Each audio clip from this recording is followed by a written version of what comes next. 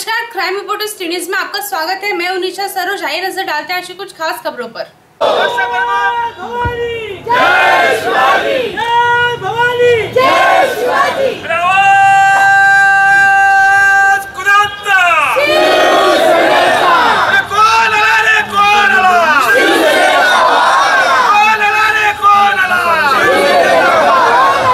पालघर लोकसभा मतदारसंघाचे शिवसेना, भाजपा, RPI, श्रमजीवी संघटना, आगरी सेना, रासप, दलित पॅन्थर दिवस आहेत आणि एवढ्या कमी वेळामध्ये आपल्याला जास्तीचं काम करायचं आहे। तसं पाहायला गेलं तर महायुतीचे कार्यकर्ते अनुभवी आहेत। लोकसभा असेल, विधानसभा असेल, महापालिका, अगदी ग्रामपंचायतीच्या निवडणुका असल्या तरी सुद्धा आपण सगळेजण एकजुटीने काम करत असतो आणि म्हणून आपल्याला यश देखील मिळत असतं। मगाशी या ठिकाणी रवींद्र चव्हाणजी देखील म्हणाले की निवडणूक फक्त राजेंद्र गावित यांना खासदार करण्यापुरती मर्यादित नाहीये। हे खरं आहे, ही वस्तुस्थिती आहे। कारण या देशामध्ये ही निवडणूक आपण एक आगळ्या वेगळ्या परिस्थितीमध्ये लढवतोय। या निवडणुकीमध्ये एकीकडे 56 पक्ष एकत्र आलेत। नाव माहिती आहे तुम्हाला? 56 पार्ट्या एकत्र आल्यात, परंतु ते 56 पक्ष त्यांचा एकमताने नेता निवडू शकले नाहीत, पंतप्रधान पदाचा उमेदवार निवडू शकले नाहीत। अशी त्यांची एकजूट।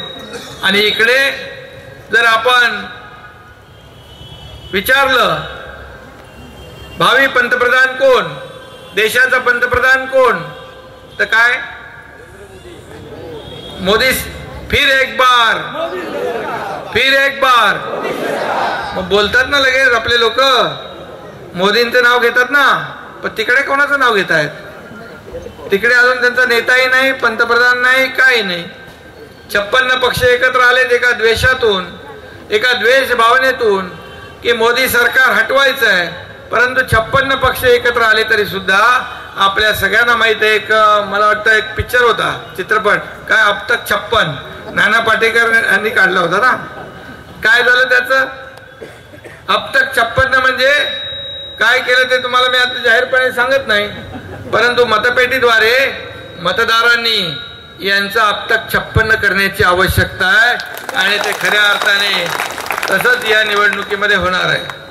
आणि मग गेल्या 5 वर्षामध्ये केलेलं काम आणि घेतलेले निर्णय, मग अशी पाकिस्तानचा देखील या ठिकाणी विषय निघालाय।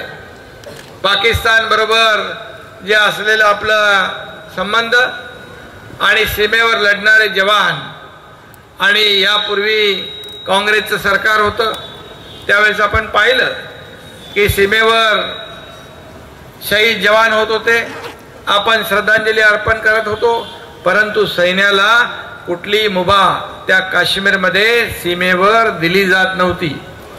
परंतु मोदी सरकार आल्यानंतर या ठिकाणी जशास तसं उत्तर देण्याचं काम केलं। पुलवामा हल्ला झाल्यानंतर 40 जवान शहीद झाल्यानंतर आपल्या प्रत्येकाच्या मनामध्ये एक चीड होती, एक संताप होता। आता बदला घेण्याची वेळ आली आहे, आर पार की लढाई जरुरी आहे।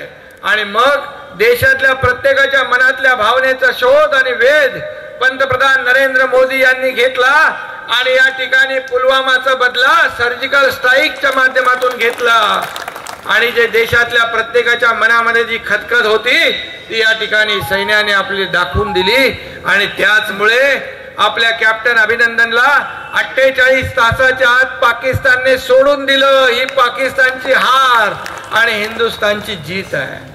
आणि म्हणूनच देशाच्या सीमांचं रक्षण असेल, देशाचं रक्षण असेल, आणि यासाठी पुन्हा एकदा मोदी सरकारची आवश्यकता, ही काळाची गरज आहे। आणि देशातल्या सगळ्यांनी ठरवलंय की पुन्हा एकदा या देशाला नरेंद्र मोदीजींचं नेतृत्व अपेक्षित आहे। आणि म्हणूनच शिवसेना पक्षप्रमुखांनी देखील अनेक वेळा शिवसेनेची भूमिका परखडपणे मांडली। जेव्हा सर्वसामान्य लोकांच्या न्यायहिताचे प्रश्न होते तेव्हा सडेतोड भूमिका मांडण्याचं देखील काम उद्धव साहेबांनी केलं आणि यावेळेस त्यांनी मनापासून मैत्रीपूर्ण अगदी मनापासून ही युती केलेली आहे.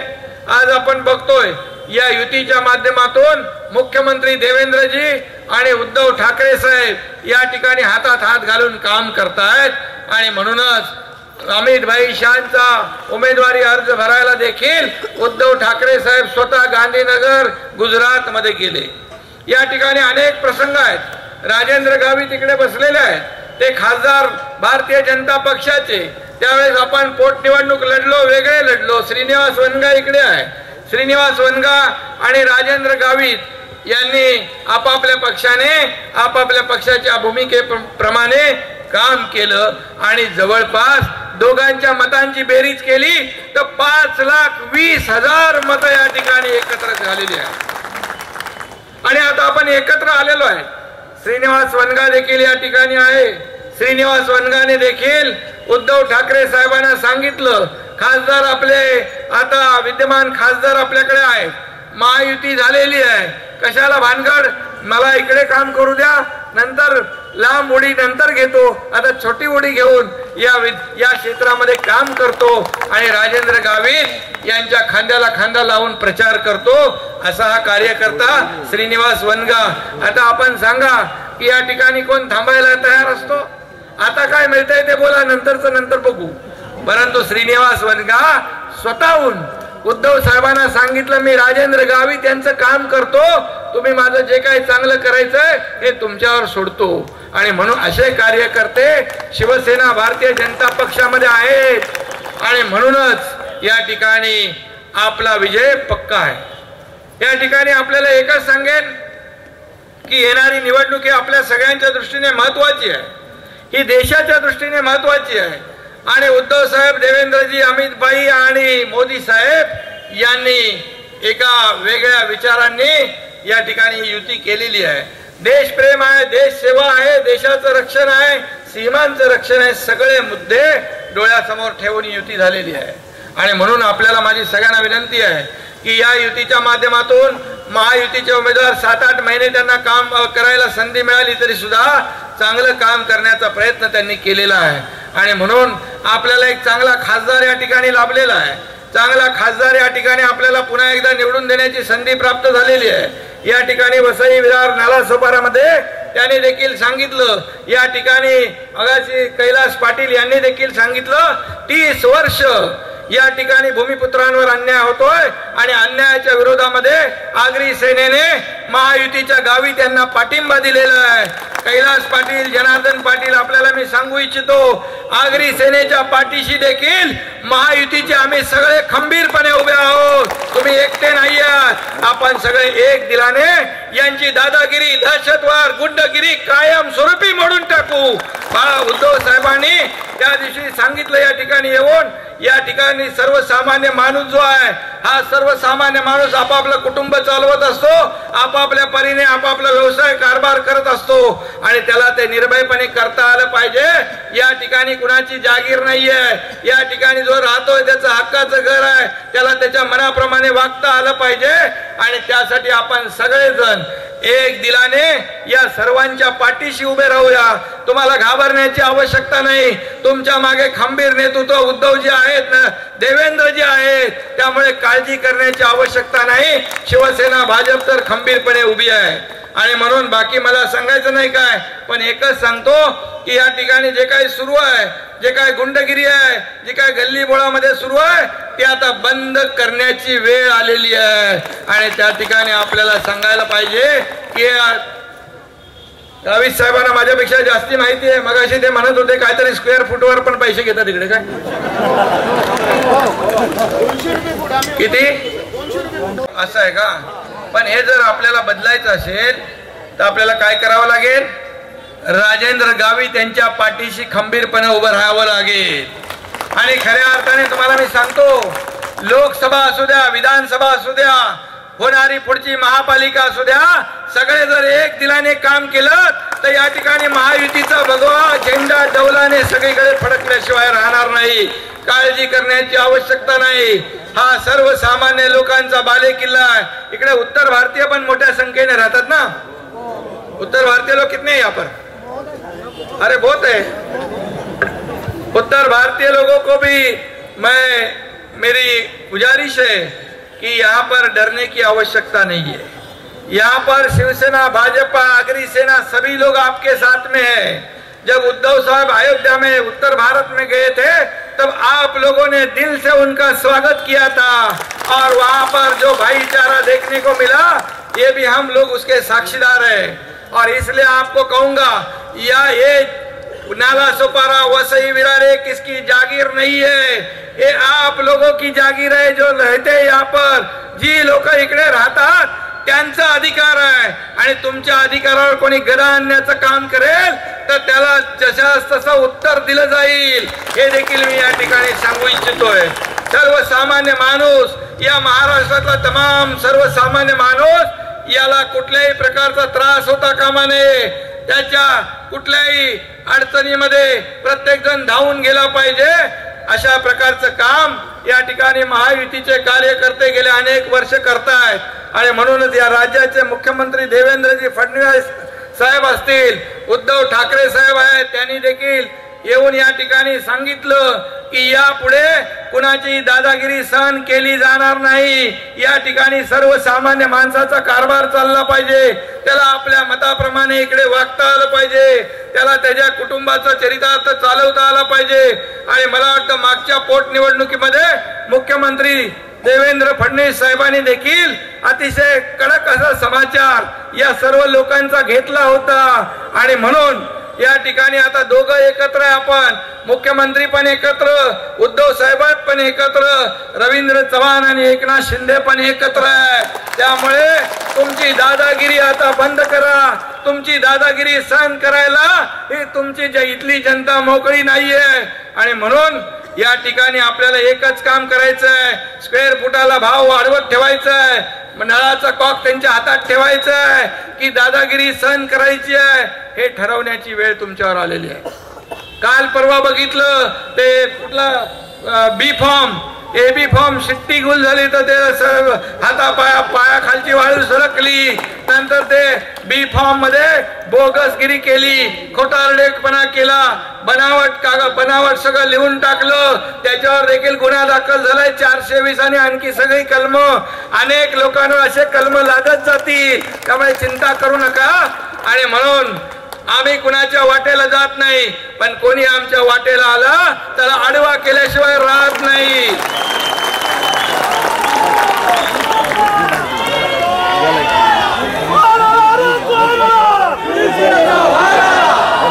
आता यापूर्वी रवींद्रजी चव्हाण साहेब, गावित साहेब, आपल्याला मी सांगू इच्छितो, आपलं खरं म्हणजे थोडं दुर्लक्ष इकडे झालेलं आहे, पण यापुढे दुर्लक्ष करून चालणार नाही. हा सर्वसामान्य माणूस हा एका विश्वासाने आपल्या सोबत आहे. त्याच्या विश्वासाला तडा जाऊ देता कामा नये. त्याच्या पाठीशी खंबीरपणे उभं राहणं गरजेचं आहे. जेव्हा जेव्हा तुम्हाला अडचण येईल, जेव्हा जेव्हा तुम्हाला कुठला त्रास होईल, पोलीस स्टेशनचा असेल, हॉस्पिटलचा असेल, आम्ही सर्वजण आपल्या पाठीशी खंबीरपणे उभे राहू ही ग्वाही आपल्याला या ठिकाणी देतो. आणि पुन्हा एकदा आपल्या सगळ्यांना मनापासून या ठिकाणी धन्यवाद देईन. आपण येत्या 29 तारखेला या आपल्या भागातून तर आपल्याला मतदान करायचंच आहे, पण या संपूर्ण पालघर लोकसभेमध्ये ज्या ठिकाणी जहाँ आपके लोग रहते हैं वहाँ आप लोग उनको विनंती करो कि इस बार राजेंद्र गावित जी को बड़े भारी वोटों से विजयी बनाना है. इसलिए आप सभी लोगों को मेरी विनती है, चिंता करने की आवश्यकता नहीं. थाने की बात मैं बताऊंगा. जब थाने शहर में, थाने जिले में यहाँ पर जब कुछ साल पहले आपको, आपके लोगों को वहाँ जो रहते अपना कारोबार करते, अपना होटल चलाते, अपना ठेला चलाते, पानी पूरी चलाते, भाजी बेचते, सब्जी बेचते, वो सब लोगों को जब कुछ लोगों ने तकलीफ देने का काम किया था, उनका मैं नाम नहीं लेना चाहता हूँ क्योंकि अभी वो लोग किसी दूसरे पार्टी का कॉन्ट्रैक्ट में काम कर रहे हैं. अभी मैं उनका नाम नहीं लेना चाहता हूँ. लेकिन जब आपको मैं बताता हूँ जब आपको तकलीफ हुई थी तो यही एकनाथ शिंदे आपके समाज के पीछे पूरी ताकत से खड़ा था। तो मुझे बहुत लोगों ने पेपर में मेरा हेडलाइन में लिखा, ये मराठी का नेता है क्या उत्तर भारतीय का है? मैंने कहा उस वक्त जो भी थाने शहर में रहता है, थाने जिले में रहता है, वो हमारा है, उसकी हिफाजत करना, उसकी रक्षा करना ये हमारा काम है। और इसलिए जब उनको बराबर ठीक कर दिया, उनको जिन्होंने आप लोगों को तकलीफ दिया था, तभी से आपके खिलाफ कड़ी आंखों से देखने की हिम्मत और जरूरत वो लोग नहीं कर रहे। अभी वो शांति से सब वहां रहते आपके लोग। तो यहाँ तो बात ही नहीं, आप तो बहुत बड़े संख्या में रहते हो, तो किसको डर किस बात की? हमारी ताकत है।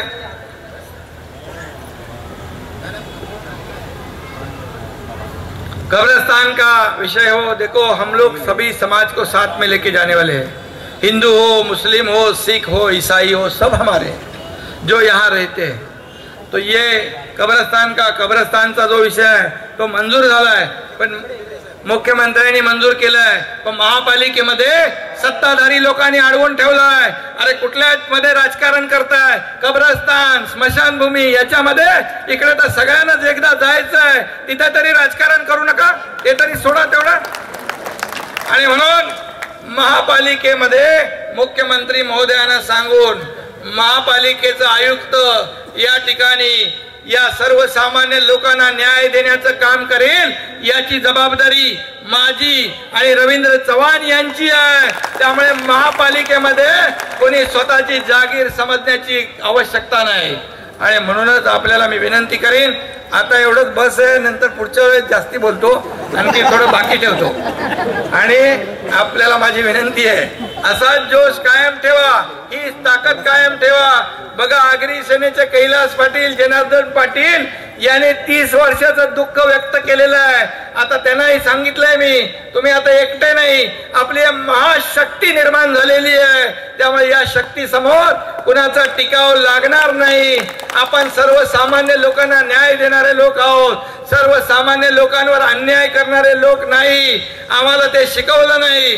त्यामुळे सर्वसामान्य गोर गरीब जनता जी आहे ती जेव्हा अडचणीत असेल तेव्हा आपण सगळ्यांनी मिळून त्यांच्या पाठीशी उभं राहायचं। आणि आपल्या सगळ्यांना माहित आहे, आम्ही सगळे मेहनत करणारे लोक आहोत। मी जरी मंत्री असलो, रवींद्र चव्हाण जरी मंत्री असले, तरी सुद्धा आज आपल्याला मी सांगू इच्छितो, 24 तासातले 18 ते 20 तास आम्ही काम करतो। सर्वसामान्य माणूस जेव्हा अडचणीत असतो तेव्हा घड्याळ बघत नाही, रात्रीचे 2 वाजलेत का 4 वाजले बघत नाही, त्या लोकांना मदत करायला जातो। आणि म्हणूनच या ठिकाणी सर्वसामान्य माणूस विश्वास ठेवतो। त्यामुळे काळजी करण्याची आवश्यकता नाही। आम्हाला भेटायला अपॉइंटमेंट घ्यायची जरूरत पड़त नहीं, अपॉइंटमेंट लेना नहीं पड़ता है। ये मंत्री है, लेकिन ऐसा चलेगा तो बोलेगा ये कौन मंत्री, पहचानतेगा उसको? कार्यकर्ता के रूप में काम करता है, वो कार्यकर्ता बन के काम करता है। और ऐसे लोग अपने पार्टी में है, यही तो हमारे पार्टी के जो क्या बोलते हैं उसको खासियत है। और इसीलिए ये पार्टी का जो काम है वो कोई कभी भी नहीं रोक सकता है। ये पार्टी को कभी रोक नहीं सकता है, कोई झुका नहीं सकता है और कोई खरीद भी नहीं सकता है। ऐसे कार्यकर्ता इस पार्टी में है। आणि म्हणून आपल्या सगळ्यांना माझी विनंती आहे, बघा आपण कोणाला त्रास द्यायचा नाही, आपण आपल्या सर्वसामान्य लोकांना काम करायचं। आपल्या पक्षाने आपल्याला शिकवले, व आपल्या शिवसेना देखील एका शिस्तीने आदेशाने चालणारा पक्ष आहे। भारतीय जनता पक्ष पण शिस्तीने चालणारा पक्ष आहे। हे दोन्ही केडर बेस पक्ष आहेत, कार्यकर्त्यांचे पक्ष आहेत, सर्वसामान्य कार्यकर्त्यांचे पक्ष आहेत, सर्वसामान्य माणसाला न्याय देणारे पक्ष आहेत। त्यामुळे सर्वसामान्यांचा आवाज बुलंद करणारे हे पक्ष आहेत। त्यामुळे काळजी करण्याची आवश्यकता नहीं। फक्त मी एवढं सांगा, धमका के वोट ले लेंगे, क्या वोट दोगे उनको? आप पूरी ताकत से खड़े हो जाओ, आपके पीछे हम लोग पूरी ताकत से खड़े रहेंगे। आपका कोई भी बाल बाका करने की हिम्मत नहीं करेगा, ऐसा काम हम लोग करेंगे। और ये सबक सिखाने का वक्त इस चुनाव के माध्यम से आपको आया है। करोगे ना बराबर? बिल्कुल जोर से आवाज नहीं आ रहा है, ऐसा आवाज निकालो, तब 29 तारीख तक वो जो बच्चे कुचे भी भाग जाएंगे। बघा, मला कोणावर काय टीका करायची नाही आहे, पण ज्या पद्धतीने लोक बोलतात, हमको ये तकलीफ है, हमको वो तकलीफ है, पानी का है, इसका है, उसका है, घर का है, फलाना है, दिकरा है, इसमें इतना पैसा जमा करो, उसमें उतना पैसा जमा करो, कैसे करेंगे लोग? आपको मैं चैलेंज के साथ बताता हूँ, रविंद्र चौहान डोंबिवली से चुन के आते, मैं थाना से चुन के आता हूँ, थाना का मैं पालक मंत्री हूँ। थाने कारपोरेशन में आप देखो 25-30 साल से शिवसेना बीजेपी की सरकार है, एक भी बिल्डर को पूछो 1 रुपया स्क्वायर फीट के पीछे लिया जाता है क्या? उस दिन से हम राजनीति छोड़ देंगे।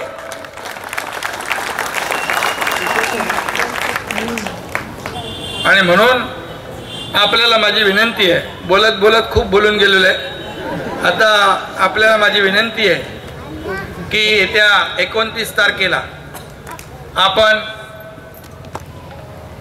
नरेंद्र मोदी जी आणि आपण आप ही लोग तुलना करो कि कौन काम कर रहे, कितने साल से सरकार में है, सत्ता में है, किसको चुनना चाहिए, कुणाला निवडायला पाहिजे, कुणाला संधी द्यायला पाहिजे, याचा विचार तुम्ही करा आणि हेच लोकांना सांगा। जर आपल्याला हे शहर ठाण्यासारखं सुंदर करायचं असेल तर या ठिकाणी आपल्याला विचार करावा लागेल आणि आपला सर्वसामान्य माणूस, मगाशी त्यांनी सांगितलं, क्या बोले गावीची, उठेगा, उठ बोले तो उठ, बैठ बोले तो बैठ, क्या ये इसका है क्या, बैठक वाला काम है, उठक बैठक? हाँ तो ठीक है, जाने तो छोड़ो। गावित जी भोले आदमी है, सीधे आदमी है, वो ज़्यादा किसके ऊपर बोलते नहीं, लेकिन अच्छा आदमी है, सज्जन है, आपको कोई तकलीफ नहीं होगा उनसे, इतना खातिर हमारा। मैं और रविंद्र चौहान हम दोनों भी उनके बारे में आपको विश्वास दिलाते हैं, कभी भी किसको तकलीफ पहुंचाने का काम उनसे नहीं होगा, और 4 काम कम हो जाएंगे लेकिन किसी को तकलीफ नहीं होगा, ये वादा हमारा है। इसलिए जिम्मेदारी भी हमारी है। हम लोग ने जो जो कहा है, शिवसेना बीजेपी हमारी महायुति वचननामा प्रसिद्ध करेगी। इस पालघर लोकसभा मतदार संघ में जितने भी काम है, जो भी ज़रूरी चीज़ें हैं, लोगों को जो भी सुविधा मुहैया करानी है, देनी है, उसका पूरा विचार हम लोगों ने किया है। और एक अच्छा शहर, अच्छा ज़िला, पालघर नया ज़िला हुआ है, उसका भी उपयोग इस लोगों के लिए होना चाहिए और ऐसा ही वचननामा हमारा होगा। मुख्यमंत्री जी ने बोले इनको मातोश्री लेके जाओ उद्धव साहब के पास, मैं भी था साथ में, और उनको लेके गए और शिव बंधन बांधे उद्धव साहब ने। एक गांठ उद्धव साहब ने बांधी और दूसरी गांठ मुख्यमंत्री महोदय की तरफ से रविंद्र चौहान जी ने बांधी है।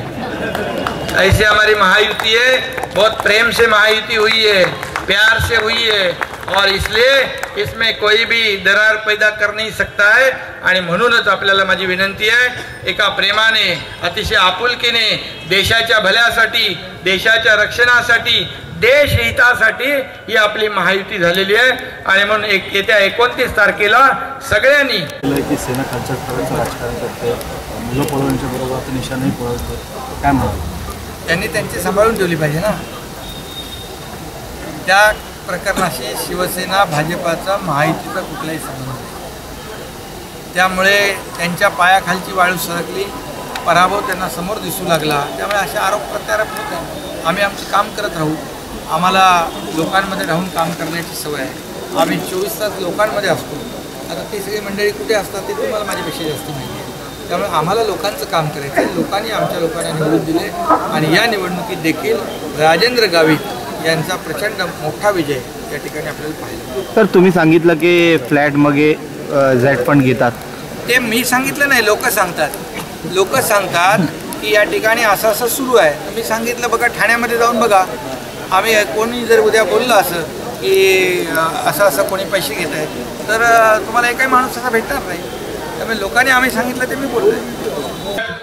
भाजपचे जिल्हाध्यक्ष सुभाषजी साटाम, शिवसेनेचे वसंतराव चव्हाण आणि सर्व व्यासपीठावर बसलेले सन्माननीय नेतागण, समोर उपस्थित कार्यकर्ता बंधू भगिनींनो, माझ्या पूर्ववक्त्यांनी आपल्याला निवडणुकी संदर्भात येणाऱ्या कार्यकर्ता आपण जे काम करायचं आहे त्या संदर्भात बहुमोल असं मार्गदर्शन केलेलं आहे आणि आपले नेतेही 4-5 नेते भाषण करणार आहेत। त्यामुळे मी एकच सांगेन की 5 वर्ष आपण पक्षाचं काम करतो, आणि आपली जी ओळख असेल, आपण सरकारी कार्यालयात जाऊ किंवा कुठेही जाऊ, आपली ओळख असेल ती केवळ त्या पक्षाची ओळख म्हणून आपल्याला लोक परिचित असतात। आणि आता येणाऱ्या 18 दिवसामध्ये आपल्याला पक्षाला काहीतरी देण्याची वेळ आलेली आहे, काहीतरी देण्याची संधी आली आहे। म्हणून मी प्रत्येक कार्यकर्त्याला, इथे उपस्थित असलेल्या प्रत्येक कार्यकर्त्याला सांगेल की रोज कमीत कमी 5 तास, कमीत कमी 40-50 घरं, कमीत कमी 200 मतदार आणि येणाऱ्या 18 दिवसामध्ये 3 वेळा प्रत्येक मतदाराकडे प्रत्येक कार्यकर्त्यांनी जावं अशी या निमित्ताने विनंती करेन। आणि प्रचार करताना लोकांना सांगताना निशाणी आपली सांगा धनुष्यबाण। देशात मोदीला पुन्हा प्रधानमंत्री करण्यासाठी, पुन्हा पंतप्रधान करण्यासाठी आपल्याला सर्वांनी धनुष्यबाणा शेजारी निळे बटन दाबावं अशी आपण सर्वांना विनंती करणार आहोत। आणि येणाऱ्या काळामध्ये जर 14 तारखेला गावी साहेबांची इथे 14 तारखेला फेरी आहे, ही फेरी नालासोपारातली संपल्यानंतर आपल्याला जो वेळ मिळेल, आपल्याला पत्रकही येतील, निशाणीची चिन्हही येतील, सगळं येतील, ते प्रत्येक कार्यकर्त्यांनी मतदारापर्यंत येणाऱ्या काळामध्ये पोहोचवायचं आहे। मतदार इथे इच्छुक आहेत। 2014च्या निवडणुकीमध्ये आपल्याला 1,04,000 मतं वणगा साहेबांना मिळाली। म्हणजे या नालासोपारा मतदारसंघाचा जर विचार केला तर इथे असल्या सत्ताधाऱ्याविरुद्ध प्रचंड असा आक्रोश आहे। लोकांनी आपल्याला मतं दिलेली आहेत, परंतु आपण जर मतदारापर्यंत पोहोचलो तर 4.5-5 लाख मतदार या नालासोपारा मतदारसंघात आहेत। आपल्याला भारतीय जनता पार्टीला कमीत कमी 1.5 लाख तरी मतं आपण सगळ्यांनी घेतली पाहिजेत। आणि अशा प्रकारे जर लीड नालासोपारा मतदारसंघात घेतला तर गावी साहेब निश्चितपणे 2 लाखापेक्षा जास्त मतांनी निवडून येतील असा मला विश्वास आहे।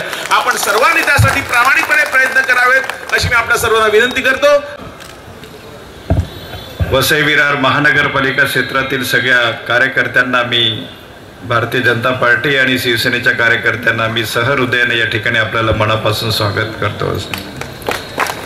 मागील 7 महिन्यापूर्वीच आपण या ठिकाणी असाच प्रचंड मेळावा या ठिकाणी आपण घेतला होता आणि त्या मेळाव्यानंतर त्या ठिकाणी आपण या ठिकाणी विजय प्राप्त केला।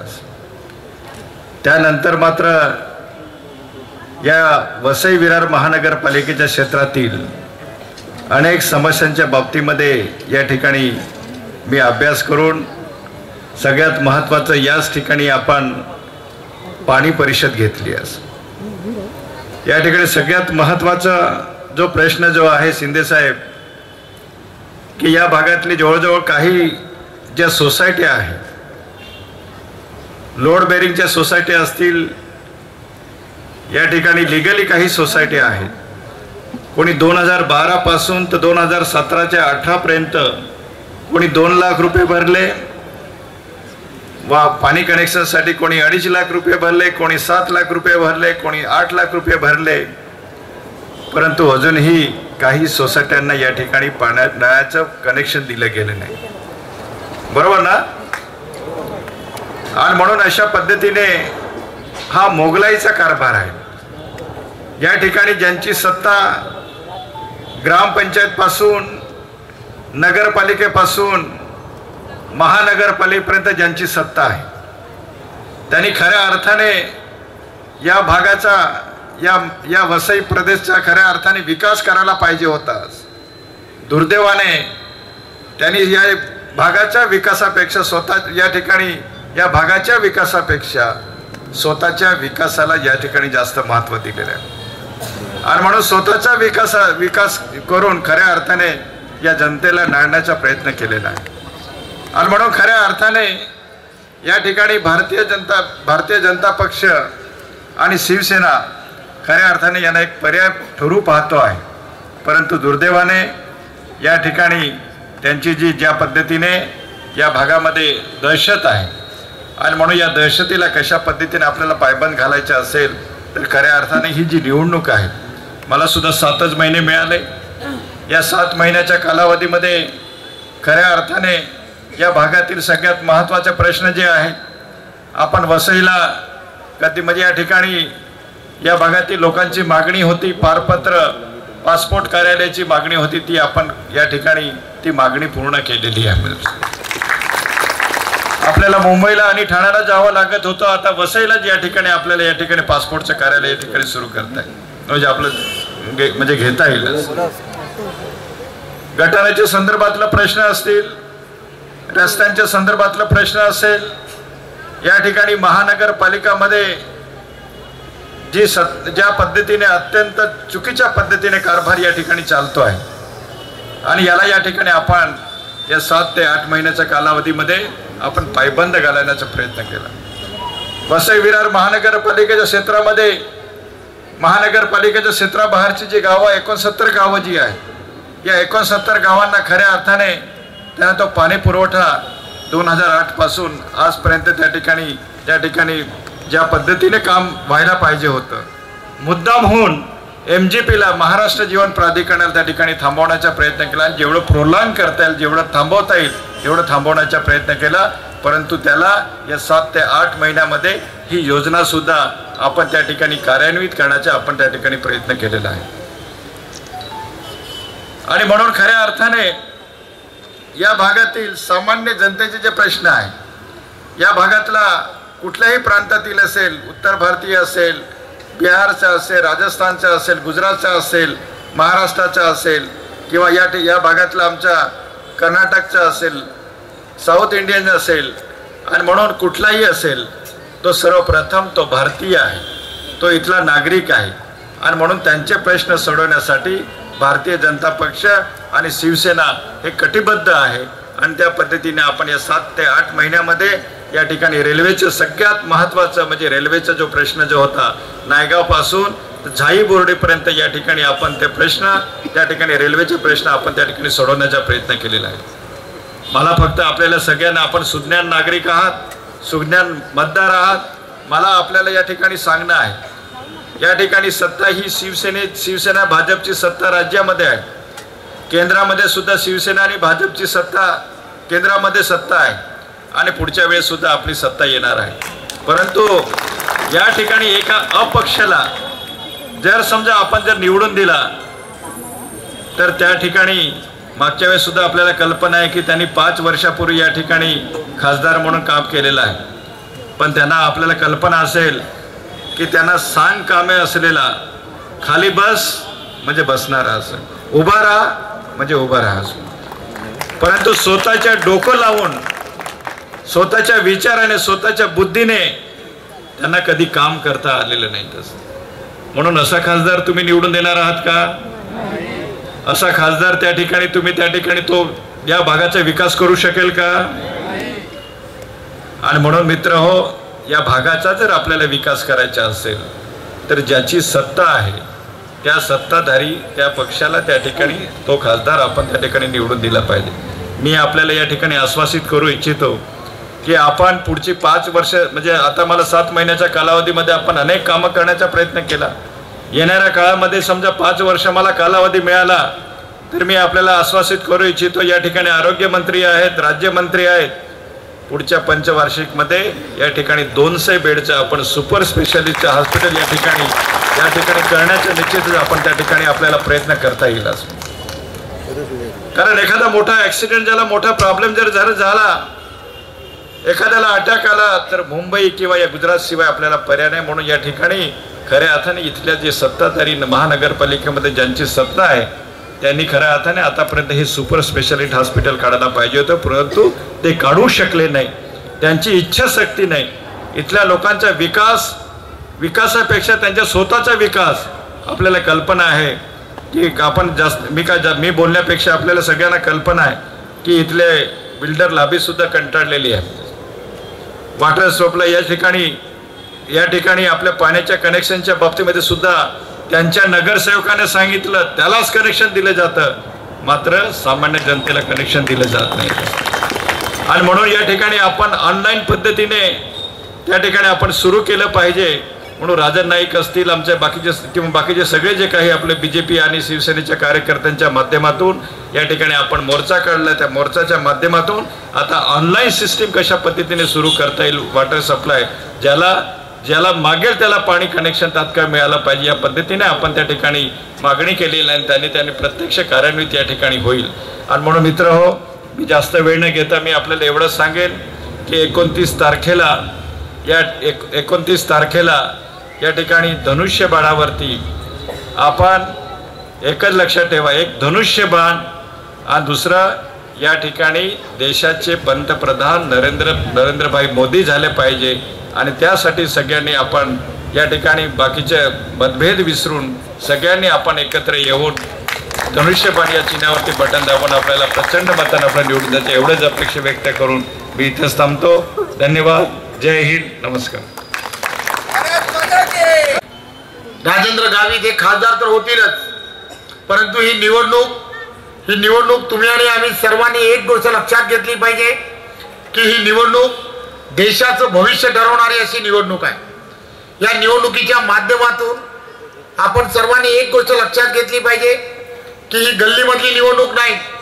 ही दिल्लीमध्ये ज्या वेळेला राजेंद्र गावित यांना आपण पाठवणार आहोत तर त्यासाठी आपण एक गोष्ट लक्षात ठेवणं अत्यंत गरजेचं आहे की येणाऱ्या काळामध्ये देशामधलं भविष्य, पुढच्या पिढीचं भविष्य, देशाच्या सुरक्षिततेचं भविष्य आपण कोणाच्या हातामध्ये दिलं पाहिजे.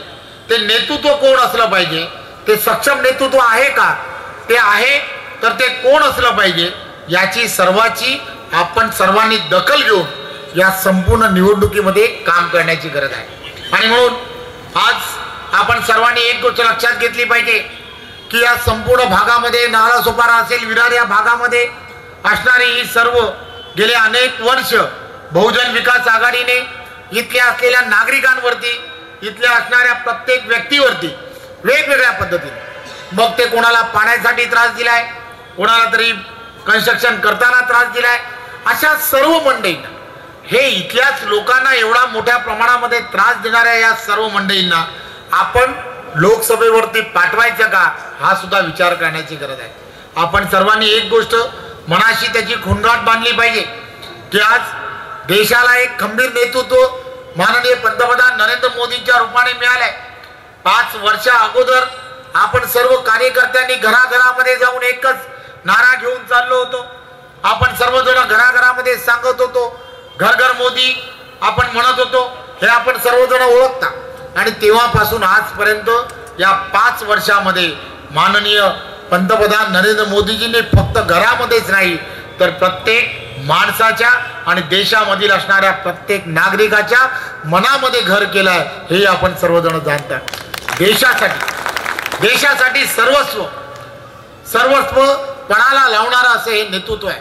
आपण सर्वजण जाणता 5 वर्षाच्या अगोदर पंतप्रधान म्हणून त्यांनी जेव्हा शपथविधी घेतली होती, संसदेच्या पायऱ्यांवरती नतमस्तक झाले आणि त्यांनी असं म्हटलं की मी येणाऱ्या काळामध्ये देशाचा पंतप्रधान जरी झालो असेल तरी मी 5 वर्ष लोकांचा जनसेवक म्हणून काम करेन.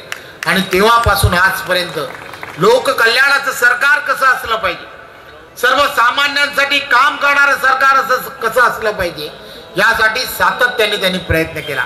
आज लोकांसाठी, मग तो शेतकरी असेल, मजूर असेल, प्रत्येक व्यक्ती, प्रत्येक क्षेत्रामध्ये असणारा, मग ती महिला असेल, युवक असेल, प्रत्येक क्षेत्रामध्ये प्रत्येक व्यक्तीला काय हवंय हे जाणून घेऊन सातत्याने त्यांनी काम केलं. 125 कोटी जनतेपैकी जवळजवळ 28 कोटीपेक्षा जास्त लोकांना प्रत्यक्ष आणि अप्रत्यक्षपणे केंद्रामध्ये असणाऱ्या एनडीएच्या सरकार असेल, माननीय पंतप्रधान नरेंद्र मोदींचं सरकार आणि माननीय मुख्यमंत्री देवेंद्रजी फडणवीस यांचं इथलं असणारं महाराष्ट्रातलं शिवसेना भारतीय जनता पार्टीच्या सरकारमुळे फायदा झालाय. हे आपण सर्वजण जाणता. कार्यकर्ता म्हणून आपण या सर्व गोष्टी जाणता, परंतु या सर्व गोष्टी मतदारांना समजून सांगण्याची जबाबदारी तुमची आणि आमची आहे. आपण या येणाऱ्या 15 ते 16 दिवसामध्ये लोकांपर्यंत जायचं आहे. लोकांना कशा पद्धतीने धनुष्यबाणाला मतदान का करायला हवं हे पटवून देऊन सांगण्याची गरज आहे. प्रत्येकाने असं ठरवलं पाहिजे. माननीय पंतप्रधान नरेंद्र मोदीजी 24 तासापैकी 18 तास 5 वर्ष त्यांनी काम केलंय, देशाची सेवा केली आहे. माननीय मुख्यमंत्री देवेंद्रजी फडणवीस साहेबांनी सुद्धा 24 तासापैकी 18 तास काम करून महाराष्ट्र हा 1 नंबरचा झाला पाहिजे यासाठी त्यांचा सातत्याने प्रयत्न राहिला आहे. हे आपण सर्वजण जाणता. आणि म्हणून तुमची आणि आमची सर्वांची जबाबदारी आहे. या 15 ते 20 दिवस आपल्याला निवडणुकीला राहिले. या 20 दिवसामध्ये आपण प्रत्येकाने घराघरामध्ये गेलं पाहिजे. आपण सर्वांना लोकांना पटवून सांगितलं पाहिजे. या बहुजन विकास आघाडी आणि इथल्या असणाऱ्या सर्व मंडळी, ही सर्वच्या सर्व मंडळी एकत्र झाली आहेत. काँग्रेस, राष्ट्रवादी आणि इतर असणारी सर्व मंडळी एक होऊन काय विचार करतायत, तर ते विचार करतायत या भागामध्ये पुन्हा एकदा अराजक माजलं पाहिजे. अराजक माजलं पाहिजे याचा अर्थ लक्षात घ्या. ही मंडळी जर जिंकून आली तर येणाऱ्या काळामध्ये या सर्व भागामध्ये एक अराजक मागे मोठ्या प्रमाणामध्ये गेल्या काही वर्षामध्ये काँग्रेस, राष्ट्रवादी पक्षाने जवळजवळ 70,000पेक्षा जास्त कोटीचा एवढा मोठा भ्रष्टाचार केला. पाण्याचे पैसे या आज गेली अनेक वर्ष आपण विचार करतो सूर्याकडून येणारं पाणी आपल्याकडे आलं पाहिजे विचार करतोय, परंतु या सर्व मंडळीने सत्तेत असताना सुद्धा कधी असा विचार केला नाही की या सूर्याकडून पाणी हे या ठिकाणी आलं पाहिजे. एक टँकरची असणारी फार मोठी लॉबी ही यांचीच असणारी लॉबी आहे. ही लॉबी इथे मोठ्या प्रमाणामध्ये सक्रिय आहे. तुम्हाला आम्हाला सर्व एक चित्र बदलायचं आहे. जे आपल्याला राजेंद्र गावित यांनी सांगितलं की येणाऱ्या काळामध्ये इथल्या असणाऱ्या अनेक समस्या या तुम्हाला आम्हाला सोडवायच्या आहेत आणि पारदर्शकपणे काम करणारं सरकार जे केंद्रामध्ये आहे, राज्यामध्ये आहे, त्यांचे हात गंभीर करणं ही सुद्धा काळाची गरज आहे. आपण लोकांपर्यंत जात असताना एक गोष्ट सांगितली पाहिजे. काँग्रेसचा असणारा अजेंडा, काँग्रेसने जो जाहीरनामा तुमच्या आमच्या समोर ठेवलाय, तुम्ही काँग्रेसला मतदान का करावं, कशासाठी करावं हे आपण सर्वांनी जाणून घेतलं पाहिजे. काँग्रेसने त्यांच्या जाहीरनाम्यामध्ये असं म्हटलंय, तुम्ही आणि आम्ही सर्वजण देशाला मानणारे, देशाचं हित जपणारे, राष्ट्रप्रेम तुमच्या आमच्या सर्वांच्या रक्तामध्ये आहे. आपण सर्वजण ज्या ज्या वेळेला राष्ट्राची भूमिका येते त्यावेळेला आपलं सर्वांचं ऊर भरून येतं. तुमच्या आणि आमच्यामध्ये एक फार मोठ्या प्रमाणामध्ये राष्ट्रभक्ती आहे. परंतु काँग्रेसची असणारी सर्व मंडळी काय म्हणतात, हे असं म्हणतात काश्मीर पासून खाली असणारा कन्याकुमारी पर्यंतचा असणारा भाग हा संपूर्ण भाग आपलं सरकार असं म्हणतंय, एनडीएचं सरकार असं म्हणतंय की हा पूर्णच्या पूर्ण भाग जो आहे हा अखंड असला पाहिजे असं आपलं सर्वांचं मत आहे. माननीय पंतप्रधान नरेंद्र मोदीजींनी पूर्वीच्या काळामध्ये एक आंदोलन केलं होतं. आपण सर्वजण हे आंदोलन डिजिटल माध्यमातून आपण सर्वांनी पाहिलंय. काय आंदोलन होतं की त्यावेळेच्या काळामध्ये असं त्यांनी केलं होतं. काय केलं होतं तर काश्मीरचा जो भाग आहे, हा काश्मीरचा भाग हा आपल्या देशाचा अविभाज्य भाग आहे. आणि हा काश्मीर, त्या काश्मीरमध्ये त्यावेळेच्या काळामध्ये 2 ध्वज होते. आपला तिरंगा आपल्या भारतामध्ये आणि त्यांच्या इथे वेगळ्या पद्धतीचा ध्वज होता. त्यांच्या इथे पंतप्रधान वेगळे होते, आपल्या इथला पंतप्रधान वेगळा होता. आणि या सर्व भूमिका लक्षात घेत असतात या देशामध्ये 2 कायदे लागू होते. एक कायदा हा तिकडच्या काश्मीरसाठी आणि एक कायदा आपल्या भारत देशासाठी. माननीय पंतप्रधानांनी त्यावेळेला आंदोलन केलं आणि काश्मीरच्या चौकामध्ये जाऊन तिरंगा फडकवला होता. हे आपण सर्वांनी लक्षात घेतलं पाहिजे. आज तिकडचे असणारे नेते मंडळी कशा पद्धतीने बोलतायत हे तुम्ही आम्ही सर्वांनी जाणून घेतलं पाहिजे. ते आज त्या पाकिस्तानच्या भरोशावरती आज तिकडचा असणारा नेता, तिकडचे असणारे अब्दुल्लाजी काय म्हणतात, ते असं म्हणतात की या भारतामध्ये आणि या काश्मीरमध्ये आम्ही येणाऱ्या काळामध्ये कोणत्याही प्रकारे तिरंगा फडकू देणार नाही, अशा प्रकारचं वक्तव्य हे काँग्रेस बरोबर असणारी मंडळी करतायत. काँग्रेस बरोबर असणारी मंडळी अशा प्रकारचं जर वक्तव्य करत असतील तर त्यांना त्यांची जागा दाखवणं हे तुमच्या माझ्यासारख्या प्रत्येक राष्ट्राला समर्पित असणाऱ्या आपल्या सर्वांचं हे काम आहे. आणि म्हणून 370चं असणारं जे कलम आहे, ते कलम या संपूर्ण देशामध्ये आणि या ह्याच्यातून निघालं पाहिजे. ही भूमिका भारतीय जनता पार्टी, शिवसेना असणाऱ्या पक्षाची आहे, एनडीएची असणारी अशी भूमिका आहे आणि त्या उलट भूमिका ही काँग्रेसची आहे. आणि म्हणून तुम्हाला प्रत्येकाकडे जाऊन हे सांगण्याची गरज आहे. तुम्ही आणि आम्ही सर्वांनी पाहिलंय, पाकिस्तान असेल, आजूबाजूचे आपले असणारे जे देश आहे की जे आपल्या विरुद्ध काही कारवाई करायची असेल तर ती कशा पद्धतीने करतात, तर आपल्या देशामध्ये वेगवेगळ्या ठिकाणी दहशतवादी स्फोट करणं, अतिरेकी कारवाई करणं आणि मग अशा अतिरेकी कारवाई करताना निष्पाप माणसं मारली जातात. हे तुम्ही आणि आम्ही सर्वजण जाणतो. आज काँग्रेस असं म्हणतं की अशा सर्व ठिकाणी ज्या ज्या ठिकाणी दहशतवादी कारवाया होत आहेत, या दहशतवादी कारवाया करणाऱ्या प्रत्येक व्यक्तीला आपण असं म्हणतो की त्यांच्या विरोधात देशद्रोहाचे खटले भरले पाहिजे. परंतु काँग्रेस असं म्हणतं की आम्ही यांच्या विरोधात कोणत्याही प्रकारे देशद्रोहाचे खटले भरणार नाही, अशा प्रकारचं त्यांच्या जाहीरनाम्यामध्ये म्हटलंय. आणि म्हणून आपण सर्वांनी एक विचार करण्याची गरज आहे. देशाला समर्पित असं जीवन जगणारं, प्रत्येकाच्या सुरक्षिततेची काळजी घेणारं, पाकिस्तानला जशाच तसं उत्तर देणारं, चीन सारख्या बलाढ्य देशाला सुद्धा नामोहरण करणारा असा पंतप्रधान या देशाला द्यायचा आहे की एखाद्या ठिकाणी देशद्रोहाला पाठीशी घालणारा असा पंतप्रधान देशाला द्यायचा आहे. ही भूमिका तुम्ही आणि आम्ही सर्वांनी 29 तारखेला ठरवण्याची गरज आहे. परंतु ती मतदानाने ठरणार नाही. त्या दिवशी मतदान तर होईलच, परंतु प्रत्येक नागरिकांपर्यंत, प्रत्येक मतदारापर्यंत पोहोचण्याची गरज आहे. प्रत्येक मतदाराला सांगण्याची गरज आहे, हे मतदान फक्त विकासाच्या कामासाठी मतदान नाहीये. हे मतदान तुम्हाला आम्हाला सर्वांना राष्ट्रासाठी आम्ही काय करू शकतो. 24 तास 365 दिवस हा देशाचा सैनिक हा देशासाठी आपल्या सरहद्दीवरती ज्या वेळेला काम चालू आहे त्याच्या विरुद्ध आगरी सेना खंबीरपणे बहुजन विकास आघाडीच्या अगेन्स्ट चांगल्या प्रकारे लढत आहे. आणि त्या संघटनेचा माननीय गावित साहेबांना नेहमीच पाठिंबा आहे आणि ह्या युतीलाही नेहमीच पाठिंबा राहील.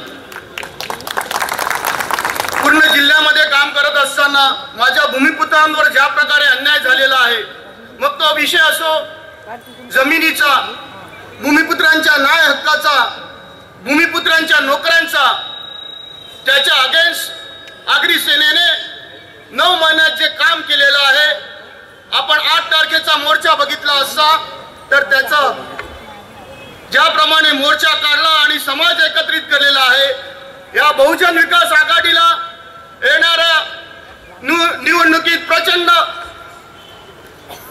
मतधिक्याने हरवणं हे आपली काळाची गरज आहे. मित्रांनो, मी एवढंच वचन देतो आज युतीला की जास्तीत जास्त मतधिक्याने माननीय गावित साहेब येणाऱ्या इलेक्शन मध्ये विजयी झालेले आहेत. आगरी सेना पूर्ण जिल्ह्यामध्ये चांगल्या प्रकारे काम करेल आणि जास्तीत जास्त मतधिक्याने गावित साहेबांना निवडून आणण्याची जिम्मेदारी घेईल, याच्यात काही वाद नाही. आज मला इथे 2 शब्द बोलून दिलं त्याबद्दल मी मंचाचे आभारी आहे. आणि चांगल्या प्रकारे गावित साहेबांना निवडून आणण्यासाठी प्लॅनिंग केलेली आहे. आम्ही सिनियर लोकांशी बोलून इम्प्लिमेंटेशन चांगल्या प्रकारे होईल हे आगरी सेना बघेल. जय हिंद, जय आगरी सेना.